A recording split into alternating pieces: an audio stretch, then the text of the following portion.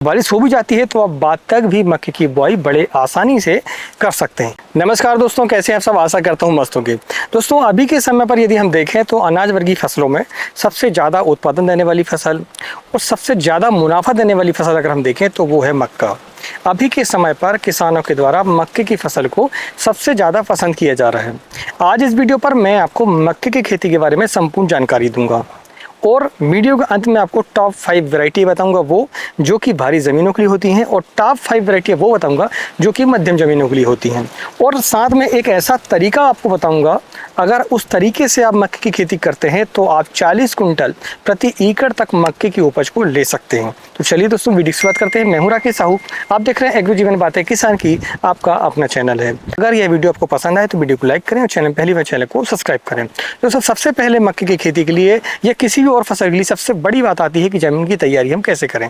तो ज़मीन की तैयारी इसमें कोई खास आपको नहीं करनी होती है। आपको कल्टीवेटर चलाना होता है, 2 कल्टीवेटर कम से कम आपको चलानी पड़ेगा। थोड़ी सी गहरी जुताई आपको करनी पड़ेगी, ठीक है। अगर आपके पास में बलराम प्लाऊ है तो ठीक है, अच्छी बात है। नहीं तो आपको कल्टीवेटर को ऐसा चलाना होगा कि जिसमें मिट्टी थोड़ी सी ज़्यादा निकले, क्योंकि वह मिट्टी जो है बाद में काम पड़ेगी। वो आके आपको मैं वीडियो पर बताऊँगा, क्योंकि इस पर बेड थोड़ी सी बनानी पड़ती है, ऊंचाई थोड़ी रखनी पड़ती है। तो सबसे पहले आपको कल्टीवेटर चलाकर ज़मीन को समतल करना है, और समतल करने के बाद यदि उपलब्ध हो तो आपको कम से कम 3 से 4 डाली प्रति एकड़ के हिसाब से गोबर की खाद डालनी चाहिए। गोबर की खाद आपको उपलब्ध हो जाती है तो बहुत ही अच्छी बात है। नहीं तो आपको फिर क्या करना होगा, बेसल खाद के रूप में 50 किलो DAP, 25 किलो MOP की मात्रा और सगारिया की मात्रा 5 kg कम से कम आपको डालनी होगी। और इसके साथ में आप चाहें तो सल्फर की मात्रा भी आप दे दें तो ज़्यादा ठीक रहता है। सल्फर की मात्रा देने से फ़ायदा ये होता है दोस्तों कि हमारी ज़मीन पर सल्फर की बहुत कमी है। क्या हुआ है कि हमने काफ़ी सालों से जिन ज़मीनों पर खासकर सोयाबीन की फसल हमने ली है, तो दाल वर्गीय फसलों में एक खास बात होती है, तेल वर्गीय फसलों में एक खास बात होती है कि वह ज़मीन से सल्फर को काफ़ी अवशोषित करती है। इसलिए यदि आपकी ज़मीन पर पहले से आपने सोयाबीन की बुआई की हुई है और अधिकतर ज़मीनों में सोयाबीन की बुआई जो है की गई है, तो वहाँ पर सल्फर की मात्रा देना अनिवार्य है। तो आप सल्फर की मात्रा को दे सकते हैं। तो ये रहे दोस्तों की बेसल खाद।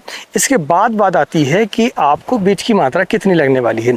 तो बीज की मात्रा डिपेंड करता है कि आप बुआई कैसे करते हैं। यदि आप शेड्यूल से बुआई करते हैं तो कम से कम 7 से 8 किलो बीज आपको लगाना होगा। यदि आप जो है मजदूरों के हाथ डायरेक्ट फीड लगवाते हैं तो फिर आपको बीज की जो मात्रा है वह लगभग 6 से 7 किलो लगने वाली है, ठीक है। शेड्यूल पर थोड़ा सा 1 किलो बीज कम से कम आपको ज़्यादा लगने वाला है। तो यह आपका हो गया कि एक एवरेज हम मान के चलते हैं कि लगभग 7 किलो से लेकर 8 किलो तक सीड आपको लगने वाला है। यानी 2 पैकेट आते हैं लगभग, कोई कंपनी का 3.5 किलो का आता है, किसी कंपनी का आपका 4 किलो का भी आता है। तो आप अपने हिसाब से देख लें उसको। इसके बाद अगर हम सही समय की बात करें तो सही समय दोस्तों ऐसा है कि आपके एरिया पर मानसून की क्या स्थिति है, मानसून कब आने वाला है, उसके हिसाब से डिसाइड करना पड़ेगा कि आपको मक्के की तैयारी कब करनी है। जो सूखी ज़मीनें होती है, यदि मान लीजिए आपने सूखी बुआई की है और 2 से 3 दिनों के बाद अगर उसमें वर्षा हो जाती है, अगर सिंचाई हो जाती है, तो आपकी जो उपज है वो सबसे ज़्यादा होती है। लेकिन घबराने की आवश्यकता नहीं है। मैं आपको एक ऐसी विधि बताऊंगा जिस पर आप यदि अमल करते हैं तो आप यकीन मानिए, बरसात हो भी जाती है, मान लीजिए आप किसी कारणवश बुआई नहीं कर पाते हैं सूखी ज़मीन पर, तो आप अगर बारिश हो भी जाती है तो आप बाद तक भी मक्के की बुआई बड़े आसानी से कर सकते हैं। यह तरीका मैं आपको अब आगे आपको बताऊंगा। ये आपने अभी तक समझा कि हम ज़मीन की तैयारी कैसे करेंगे, बेसल खाद क्या हमें डालना होगा, ये सारी चीज़ें। तो अब हम बात करते हैं बुआई के तरीके की। तो बुआई का तरीका जो ट्रेडिशनल तरीका है वो ये है कि कुछ लोग क्या काम करते हैं, थोड़ी सी ऊंची बेड बनाते हैं और लेबरों से वह लगवाते हैं, या फिर आजकल तो सीढ़ी आ गई हैं। तो सीढ़ी पर क्या होता है कि 5 डब्बे होते हैं, जिसमें कि एक डब्बे पर खाद होती है हमारा एक पेटी पर, और एक पेटी पर जो होती है, जो जहाँ पर 5 डब्बे होते हैं वहाँ पर आपके मक्के के सीड रखे होते हैं। तो पहले आपका खाद गिरता है, इसके बाद फिर आपका सीड गिरता है, ठीक है। तो ये एक तरीका है जो हम पहले प्लेन ज़मीन पर, सीधी सी बात है कि प्लेन ज़मीन पर हम जो बुआई करते हैं वो इस तरीके से करते हैं। तो यह जो विधि है वह आपकी जो हल्की ज़मीनें हैं, मध्यम ज़मीन है, वहाँ पर तो कारगर है।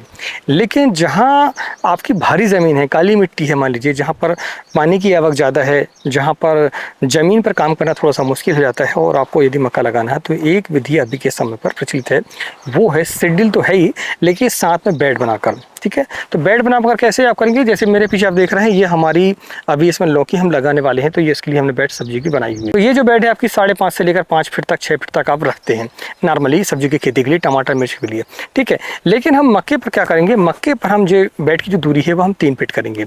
तो मक्के पर 3 फीट की दूरी जब हम करते हैं तो आपका जो सीड रेट है, यानी कि जो आपको 7 किलो 8 किलो लगता था, वह लगभग 6 से 7 किलो पर आपका हो जाता है। दूसरा इस पर सबसे बड़ी खास बात यह है कि अगर कभी बरसात ज़्यादा हो जाती है तो भी आप जो है इस पर जो है बुआई कर सकते हैं। आपने पहले बेड बनाकर रख ली, जैसे हम अधिकतर इस साल क्या काम कर रहे हैं, हमारी लगभग 20 एकड़ मक्का रहेगा इस बार। तो मक्के पर हम क्या कर रहे हैं कि सबसे पहले अभी हम सूखी ज़मीन पर बेड बनाकर तैयार है, हमारी ये बेड बनाकर तैयार है। अगर हमें समय मिलता है कि हम सूखी बुआई कर सके तो हम करेंगे, और नहीं तो फिर क्या करेंगे हम कि अगर मान लो बारिश चालू हो भी जाती है तो बेड पर कोई दिक्कत नहीं आती, कभी ना कभी तो हमें समय मिलता है, तो हम क्या काम कर सकते हैं, उस पर फिर से हम चला सकते हैं ट्रैक्टर, या फिर हम सीड की बुआई कर सकते हैं। तो इस तरीके से होता क्या है कि मान लीजिए बरसात कभी तेज़ हो जाती है, अचानक से बारिश हो जाती है और बुआई का यदि हमें समय नहीं पाता, तो आप जो है इस तरीके से मक्के की खेती को कर सकते हैं, उसकी बुआई को कर सकते हैं। बेड पर सबसे बड़ा फ़ायदा एक और ये है कि आप यदि मान लीजिए आपकी बुआई हो चुकी है, इसके बाद भी यदि बारिश ज़्यादा हो जाती है कभी बरसात पर, तो फिर आपको ज़्यादा दिक्कतें नहीं आती है। आपका जो बारिश का पानी है वह नाली से आपका निकल जाता है। खाद की भी बचत होती है। खाद की बचत कैसे होगी आपकी कि आप जो है जब इसमें यूरिया डालेंगे तो ऐसा करके सीधा इसमें चलेंगे तो आपको यूरिया की बचत होगी और आपको लेबर की संख्या भी कम लगेगी। आपकी एक और ख़ास बात यह है कि इसमें खरपतवार की समस्या भी कम रहती है। खरपतवार को आप सस्ते पर निपटारा इसका कर सकते हैं। एक बार सबसे पहले आपको लाउडीज है, जैसे टेंडर वगैरह है, ये आपको खरपतवार सीड डालने पड़ेंगे, ठीक है। आपने ये डाल दिया, मान लीजिए फिर बेड के बीच पर आपको जो नाली है आपकी, वहाँ पर यदि कचरा हो जाता है ज़्यादा, तो फिर आप क्या करेंगे, उसमें पैरा को डाल सकते हैं आप, ठीक है। कैप लगाकर उसमें पैरा को डालेंगे तो आपको खर्चा कम आता है। रही बात बेड की, तो बेड पर आप निदाई करवा दें। फिर मान लीजिए ऐसी कोई दिक्कत आती है तो आपका खरपतवार जो है कंट्रोल नहीं हो पाता, तो आपको इस तरीके से काम करना होता है, ठीक है। तो आपने ये समझ लिया। अब समझने की बात यह है कि जब हम बेड पर लगाएं तो बेड पर 1 लाइन लगाएं या 2 लाइन लगाएं, और पौधे से पौधे की दूरी है वो कितनी होनी चाहिए। तो पौधे से पौधे की जो दूरी है वह आपको, अगर जो जैसे एक बेड है तो एक बेड पर हम 2 लाइन चलाएंगे, तो 2 लाइन, 1 लाइन इस तरफ और 1 लाइन इस तरफ, ठीक है। तो जो लाइन से लाइन की जो दूरी होगी प्रति बेड पर वो हमारी 9 इंच होगी बीच पर, और पौधे से पौधे की जो दूरी है वो भी लगभग हमें 9 इंच से लेकर 1 फीट तक आपको रखना है। आपकी भारी ज़मीन है तो आप 1 फीट रखें कम से कम, ठीक है। उपजाऊ ज़मीन है तो 1 फीट आपको पौधे से पौधे की दूरी रखनी चाहिए। हल्की ज़मीन है, उपजाऊ कम ज़मीन है आपकी, तो फिर आप 9 इंच भी रख सकते हैं, लेकिन 9 इंच ऐसे में भी और 9 इंच लाइन टू लाइन भी, ठीक है। तो इस तरीके से आप मैनेजमेंट कर सकते हैं। भारी ज़मीन पर होता क्या है कि यदि हम सीड ज़्यादा लगा देते हैं, पौधे को घना कर देते हैं, तो वहाँ पर हाइट हमारी ज़्यादा हो जाती है और फिर इसमें आपकी गिरने की समस्या थोड़ी ज़्यादा हो जाती है। इसलिए पौधा जो है आपका थोड़ा पतला हो जाएगा तो चलेगा, लेकिन आपका पौधा जो है ज़्यादा घना नहीं होना चाहिए। तो यह मक्के की खेती के लिए सबसे खास बात है। दोस्तों, ये जानकर कैसी लगी प्लीज़ हमें कमेंट करके ज़रूर बताएं, और आप इस बार कौन सी वैरायटी मक्के की लगाने वाले हैं हमें कमेंट बॉक्स पर जरूर लिखें। आपके एरिया पर सबसे ज़्यादा उत्पादन देने वाली जो वैरायटी है आप उसके बारे में कमेंट बॉक्स पर जरूर लिखें। चलिए अब हम जानते हैं इस वीडियो की विशेष बात। और विशेष बात दोस्तों, मैं आपको 5 वैरायटियाँ ऐसी बताऊँगा जो कि भारी ज़मीन के लिए होती हैं, और 5 वैरायटियाँ ऐसी बताऊँगा जो कि आपकी जो मध्यम ज़मीन है उनके लिए होगी। सबसे पहले हम जानते हैं 5 वैरायटियों को जो कि आपकी भारी ज़मीन के लिए हैं। उनमें सबसे पहला नंबर आता है P3401 का, जो कि पायनियर कंपनी की बहुत ही बढ़िया वैरायटी है, और इसकी जो अवधि है वो लगभग आपकी 120 दिन से लेकर 135 दिन की अवधि इसकी होती है। तो यह बहुत ही बढ़िया वैरायटी है। इसका उत्पादन भी आपको लगभग 30 कुंटल से प्रति एकड़ ऊपर ही मिलेगा आपको, और बेड विधि से यदि करते हैं तो आपको उसका उत्पादन अच्छा ही मिलने वाला है, ठीक है। अब दूसरी वैरायटी हम देखें तो डेकाल्प की 9126 बहुत ही बढ़िया वैरायटी है। हमने सिर्फ पिछले साल लगाया था तो इसका उत्पादन हमें लगभग 30 कुंटल प्रति एकड़ से मिला था। इसके बाद अगर हम देखें तो फिर आती सिंजेंटा कंपनी की 6668 एक ऐसी वैरायटी जो कि भारी ज़मीनों के लिए आपको बहुत ही बढ़िया उत्पादन देती है इसमें। तो मैं जो आपको सीरीज बाई सीरीज बताता हूँ, यह जो है सबसे अंतिम पर हम सबसे ज़्यादा भारी ज़मीन के लिए आपको बता। सबसे पहले हम कुछ भारी ज़मीन के लिए बता रहे हैं, भारी के बाद फिर ज़्यादा भारी, इस तरीके से आप वैरायटी का सिलेक्शन इसमें कर सकते हैं, ठीक है। इसके बाद आता है हमारा नंबर, जो 4था नंबर की वैरायटी है वो है दोस्तों 759 एडवांटा कंपनी की ADV 759 के नाम से आती है। बहुत ही बढ़िया वैरायटी है। पिछले साल हमने भारी ज़मीन पर जो जहाँ पर काली मिट्टी है, जहाँ पर जो धान हम लगाते थे पहले, ठीक है, धान हम लगाते थे शेड्यूल से डायरेक्ट बुआई इसकी करते थे, तो वहाँ पर भी हमने पिछले साल जो है मक्का की खेती की, क्योंकि धान हम कई सालों से कर रहे थे तो उसका उत्पादन हम उतना बढ़िया नहीं मिल पा रहा था, तो हमने मक्की को लगाया वहाँ पर और बढ़िया उत्पादन उसका मिला 759 वैरायटी का। तो आप चाहें तो ADB 759 एडवेंटा कंपनी का आता है, उसकी आप जो है चयन कर सकते हैं। इसके बाद सबसे लास्ट में हम जानते हैं सबसे अच्छी जो वैरायटी का है हम भारी ज़मीन के लिए सबसे ज़्यादा उत्पादन देने वाली जो वैरायटी है वो दोस्तों आपका ADB 741। 741 जो वैरायटी है भारी ज़मीनों के लिए सबसे उपयुक्त है, इसका उत्पादन भी सबसे अच्छा आपको मिलने वाला है। तो आप चाहें तो 741 को भी लगा सकते हैं, एडवेंटा कंपनी का यह आता है। तो ये जो 5 वैरायटी हैं यह भारी ज़मीनों के लिए हैं। अब हम जानते हैं हल्की ज़मीनों के लिए। हल्की ज़मीनों में यदि हम देखें तो सबसे अच्छी वैरायटियों में पायनियर कंपनी की 2 वैरायटी हैं, 3501 और 3502, जो कि मध्यम ज़मीनों के लिए बहुत ही अच्छी वैरायटी हैं। इसके बाद अगर हम देखें तो CP कंपनी की भी बहुत ही अच्छी वैरायटी हैं, एक है 333 और एक है 555।